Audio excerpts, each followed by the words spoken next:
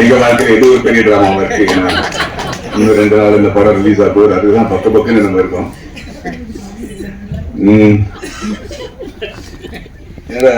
Director வந்து நீங்க ஏற்கனவே அவர் பேசுறது கேட்டிருக்கீங்க, எவ்வளவு ஆர்வத்தோட பேசுறாரு, எவ்வளவு இன்ஃபர்மேஷனோட பேசுறாரு அப்படின்ட்டு. ஆனா வெற்றி வேலையில பேசுற பேச்சு இன்னைக்கே பேசிட்டாரு. சோ அதனால நான் அந்த நன்றிங்கிறது தான் அந்த அப்புறம் தான் சொல்ல போறேன். ஏன்னா எனக்கு நல்ல ஞாபகம் இருக்கு, என் முதல் படம் முடிச்ச அப்புறம் மணி சார் கிட்ட போய் நான் ஒரு நல்ல இமெயில், அப்பதான் இமெயில் புதுசா வந்துருச்சு, அவருக்கு நான் இமெயில் எழுதினேன். இந்த படம் பெரிய ஹிட் ஆயிடுச்சு, எல்லாரும் நல்ல பேர் புகழ்லாம் கிடைச்சிருச்சு. ஸோ மனசுல இருக்கிறதெல்லாம் அப்படியே ஒப்பி எழுதி 2-3 பேஜுக்கு 2-3 சைடுகளாக அந்த இமெயில் அனுப்பிச்சு, ரொம்ப நன்றிங்க, ஒரு ஒரு பெரிய ப்ரொடியூசரால் கூட தான் மகனுக்கு இந்த மாதிரி ஒரு இன்ட்ரடக்ஷன் கொடுக்க முடியாது அப்படின்னு நிறைய விஷயங்கள் எழுதுறேன். மணி சார் வந்து தான் படத்தில் வர வசனங்கள் மாதிரி 2 லைன் நான் பதில் சொன்னது.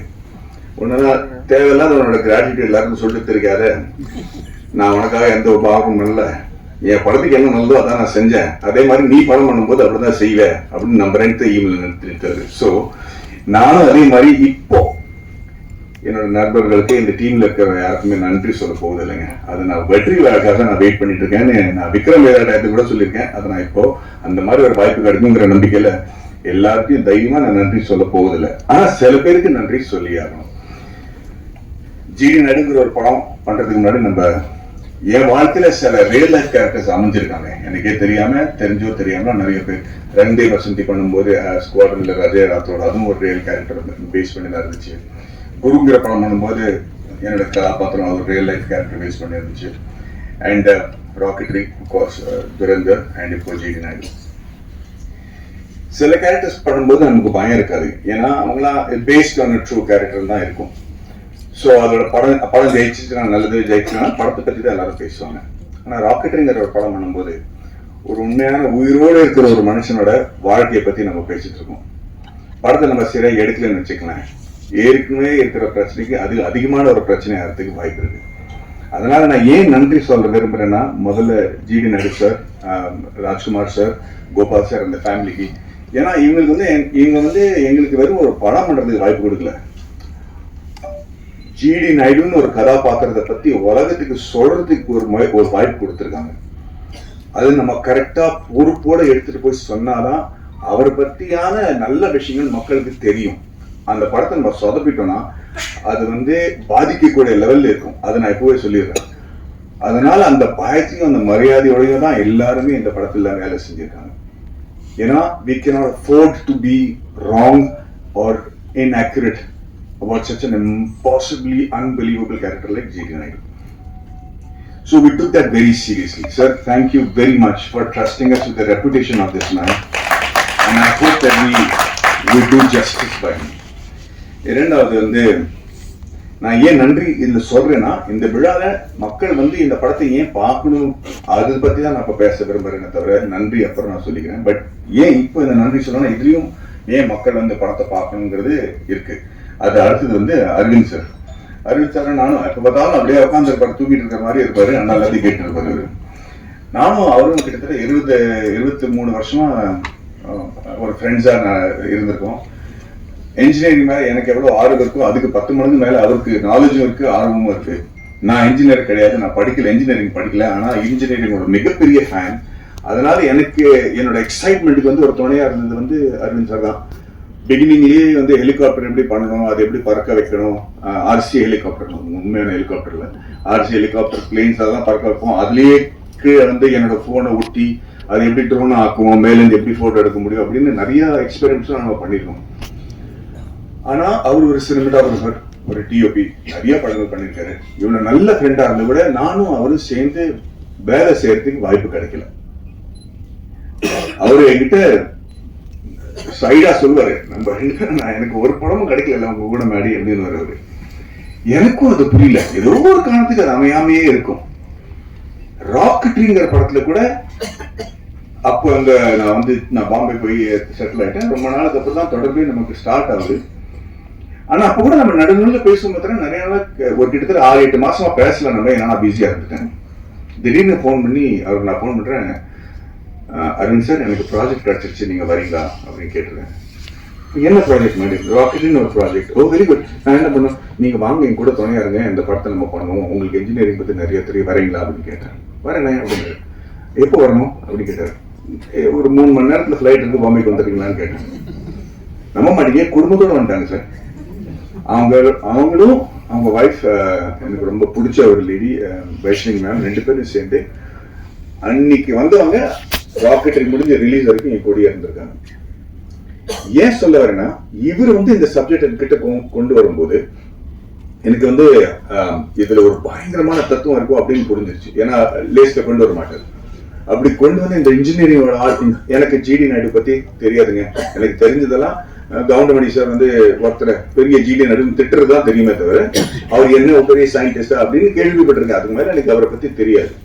அதுவே ஒரு பயங்கர குற்றவுணர்ச்சியோட தான் நான் இப்போ ஃபீல் பண்றேன். ஏன்னா அரவிந்த் சார் இந்த ஆளை பத்தி சொல்லும் போது எனக்கு ரொம்ப பிரமிச்சு போயிட்டேன். சரி, இவரை பத்தி ஏன் மக்களுக்கு தெரியல அப்படிங்கிறது. இந்த படத்தோட நோக்கமே ஜிடி நாயுடுன்னு ஒரு ஆளை பத்தி நம்ம தமிழ் சிலபஸ்ல ஒரு சாப்டர் இருக்கணுங்கிற போராட்டம் தான் நம்ம அதித்தி பாலனோட போராட்டம். இந்த படத்துல சாப்டர் இல்லைன்னு நான் கேள்விப்பட்டேன்.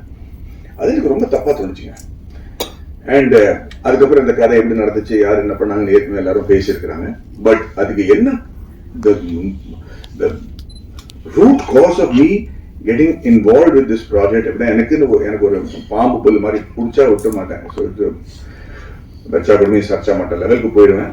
அதுதான் இந்த படத்துல எனக்கு நடந்துச்சு. ஏன்னா அந்த கதை கேட்ட உடனே ரியலைஸ், இந்த ஆளை பத்தி ஏன் மக்களுக்கு தெரியல, ஏன் நம்ம இந்த மாதிரி ஒரு மிகப்பெரிய மேதையை பத்தி நம்ம புத்தி வச்சிருக்கோம், யாருக்குமே ஒன்றும் தெரியாது. சத்யராஜ் சார் சொன்ன மாதிரி வெளிநாட்டுல போய் ஒரு சின்ன பாறாங்கல்லுக்கு ஏதாவது ஒரு டிஸ்கிரிப்ஷன் கொடுத்து அதை ஒரு டூரிஸ்ட் அட்ராக்ஷன் ஆக்கி வச்சு கொண்டாடிடுவாங்க. ஒரு கிராமத்துல நம்ம போயிருக்கோம் நிறைய வாட்டி பார்த்து, என்னடா இதை இந்த மாதிரி நம்ம நாட்டுல மூளைக்கு மூலம் இருக்கு, இப்படி பெரிய டூரிஸ்ட் அட்ராக்ஷனா பண்ணி வச்சிருக்காங்களே நம்ம நிறைய வாட்டி யோசிப்போம். ஆனா இந்த மாதிரி ஆளுங்க நம்ம கிட்ட இருக்காங்க, அவங்கள பத்தி தெரியாம இருக்கிறது ரொம்ப பெரிய விஷயம். ஸோ அவரை பத்தி ஏன் தெரியணும்? ஏன்னா இன்னைக்கு நடக்கிற பல விஷயங்கள் அவர் அன்னைக்கே பண்ணிட்டாரு. ஊபருங்கிற விஷயம் இப்பதான் நமக்கு தெரியும், அது அவரு அன்னைக்கு கிட்டத்தட்ட 80 வருஷம் முன்னாடி பண்ணிட்டாரு. அந்த மாதிரி பல விஷயங்கள் இந்த படத்துல நீங்க பார்க்க போறீங்க. இதை பத்தி இப்ப நீங்க அப்படி திரும்பி பின்னோக்கி பார்க்கும்போது, இவரை பார்த்து தான் இவங்க கத்துக்கிட்டாங்க, பில்கேட்ஸ் இவரை பார்த்து தான் கத்துக்கிட்டாரா அப்படிங்கிற ஒரு ஃபீலிங்கே நமக்கு வரும். ஏன்னா அவர் பில்கேட்ஸ் செஞ்ச பல விஷயங்கள் இவர் செஞ்சிருக்காரு. ரெண்டாவது, நானும் கிருஷ்ணகுமார் என்ன முடிவு பண்ணோம்னா, கதையில இது வரைக்கும் அவர் பத்தி ஏற்கனவே தெரிஞ்ச விஷயங்கள்லாம் நம்ம சொல்ல போறது இல்லை. ஏன்னா அவர் பத்தி தெரிஞ்ச இவர் இன்வென்டரா இருக்காரு, இவ்வளவு விஷயங்கள் இன்வென்ட் பண்ணாரு, அதெல்லாம் பெரிய படத்துல ஒரு 10% தான். ஆனா இவர் என்ன மாற்றங்கள் கொண்டு வந்து முயற்சி செஞ்சாரு, அந்த மாற்றங்கள் இஸ் இன்கிரெடிபிள்ங்க. ஃபீமேல் எஜுகேஷனா இருக்கட்டும், எஜுகேஷன் ரிஃபார்ம்ஸா இருக்கட்டும், அக்ரிகல்ச்சரா இருக்கட்டும், பாலிடெக்னிக் ஒரு வார்த்தை என்னன்னு இவரால தான் நமக்கு தெரியுது. பாலிட்டிக்கை இன்வென்ட் பண்றதே இவர் தான். ஒரு சிச்சுவேஷன் அப்படி. சோ அந்த மாதிரி இருக்கும்போது ஏன் இவரோட கதையை பொத்தி வச்சிருக்காங்கிறது எனக்கு புரியல. அண்ட் தென் முழு கதை கேட்கும் போது நான் மிரண்டுட்டேன்.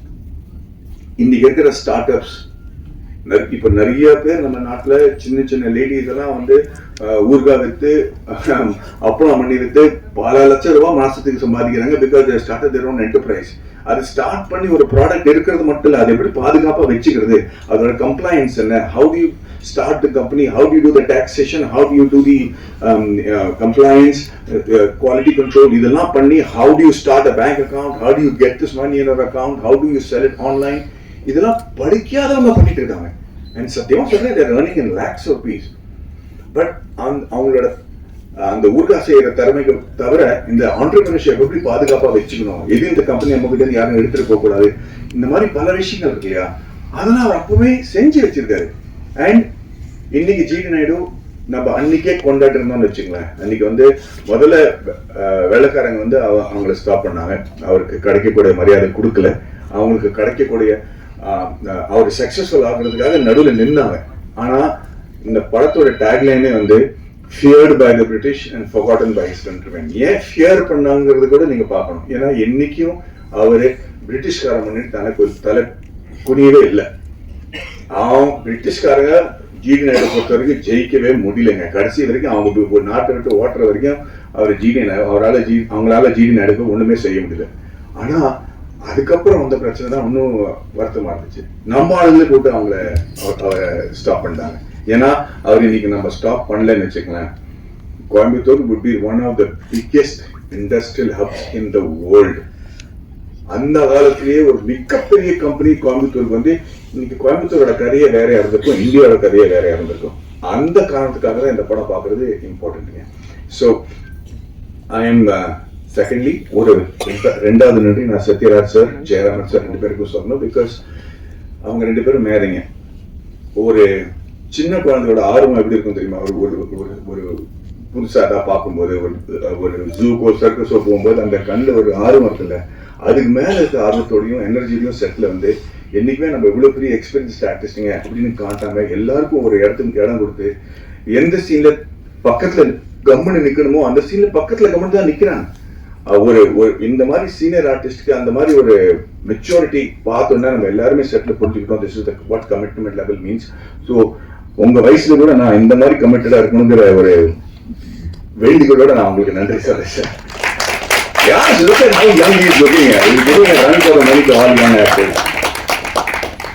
அண்ட் கடைசியா நன்றி சொல்றது ஏன் மறுபடியும் நன்றின்னு சொல்றேன், பிகாஸ் இதுக்கு இந்த சினிமாவுக்கு பொறுத்த ஒரு விஷயமா இருக்கு. இஸ் விஜய் அண்ட் வர்கீஸ் மூலம் 2 பேரும் என்னோட ராக்கெட்டில் ப்ரொடியூசராக இருந்தாங்க. இந்த படம் பண்ணும்போது பல வாட்டி எனக்கு வந்து நான் உள்ள போயிட்டேன்னா வெளியே வர முடியாதுன்னு எனக்கு தெரியும். ஆனா எனக்கு நம்பிக்கைன்னு ஒண்ணு கொடுக்கறதுக்கு ஏன் இல்லாம இருக்கிறதுக்கு காரணம் என்னன்னா, எனக்கு புரியல ஏன் இந்த ஆளை பத்தி யாருக்கும் தெரியல அப்படிங்கிறது. நான் நிறைய ஆராய்ச்சி பண்ணிட்டு இருந்தேன், அதுக்கு டைம் ஆயிட்டு இருந்துச்சு. அண்ட் நிறைய வாட்டி நான் Vijay dozen Vijay I sure you want to to this film, I sure you want to to this film அப்படின்னு கேட்டிருக்கேன். எனக்கு என் மேல எவ்வளவு நம்பிக்கை இல்லையோ அதை விட பல மடங்கு அதிக நம்பிக்கை விஜய்க்கு என் மேல இருந்திருக்கு. அதுக்காக ரொம்ப நன்றி விஜய், தேங்க்யூ மேம். என்னை பத்தி என்னையே வந்து கற்றுக்க வச்சுட்டாரு. ஸோ ஐம் அண்ட் அதுக்கு காரணம் the reason I'm saying is ஏன் இந்த படம் பண்ணக்கூடாதுன்னு நான் சொல்லிட்டு இருக்கிறதுக்கு காரணமே இதுதான். ஏன்னா ஏதோ ஒரு மனசுல நெடுக்கலா இருந்துச்சு, ஏன் why is people not talking about him, and I just couldn't find the reason. I just do not know why we didn't celebrate him, and that was making me very insecure. And finally பாட்காஸ்ட்னு சொல்லிட்டு இருப்பார்ல நம்ம இயக்குனர், ஒரு he's become not just my director but a very close family மாதிரி. But படம் ஒத்துக்கிறதுக்கு காரணமே இந்த மாதிரி ஒரு பாட்காஸ்ட் தான். இந்த படத்தோட ஒரு சீனோட பாட்காஸ்ட் நான் ப்ளே பண்ணி காட்டணும்னு ஆசைப்படுறேன். இவரோட குரல், இவர் பண்ண சவுண்ட் எஃபெக்ட்ஸ் எல்லாரும் கேட்டுங்க. அவருக்கு உதவியாளரும் இன்னொரு குமாஸ்தாவும் பேசிக் கொண்டிருக்கிறார்கள். சாரங்கபாணி வந்ததும் எழுந்து நிற்கிறார்கள். சாரங்கபாணி டென்ஷனாக, வெளில போறது ஜிடி நாயுடு ஆபீஸ்ல வேலை பார்க்குற கிளர்க்கு தானே, எதுக்கு வந்துட்டு போறார்? வருமான வரி உதவியாளர். ஐயா இவர் வேற ஜோலியா வந்திருக்கிறார். மிஸ்டர் போஸ்னு ஒருத்தரோட கடந்த 3 ஆண்டுகளா வருமான வரி கட்டின விவரங்களை கேட்டு வாங்கிட்டு போறான் சார். சாரங்கபாணி டென்ஷனாக, யார் வந்து என்ன கேட்டாலும் கொடுத்துருவியா? வருமான வரி உதவியாளர். இல்லைங்க சார், அவர் போஸோட சரியான ஆவணங்களை எல்லாம் காமிச்சுட்டு தான் வாங்கிட்டு போறார் என்று அந்த ஆவணங்களை காண்பிக்கிறார். சாரங்கபாணியும் அவற்றை பார்க்கிறார். சாரங்கபாணி குழப்பத்துக்கு, அது சரி, ஆனா நாயுடு ஆபீஸ்ல இருந்து எதுக்கு போஸோட ஆவணங்களை வாங்கிட்டு போறா என்று அவர் கேட்க, மற்றவர்கள் புரியாமல் விழிக்க, வெளியே ஏதோ சலசலப்பு கேட்க இவர்கள் வெளியே வராண்டாவுக்கு வருகிறார்கள். பியூன் ஓடி வருகிறார். பியூன் சாரங்கபாணியிடம், சார் ஒரு ஆள் நாயோட வந்து கலாட்டா பண்றாரு சார், நாயை உள்ள விட முடியாதுன்னா கேட்க மாட்டேங்கிறாங்க, எகத்தனமா பேசுறாரு சார் என்று சொல்ல சாரங்கபாணி வெளியே பார்க்கிறார். அங்கே ராஜபாளையம்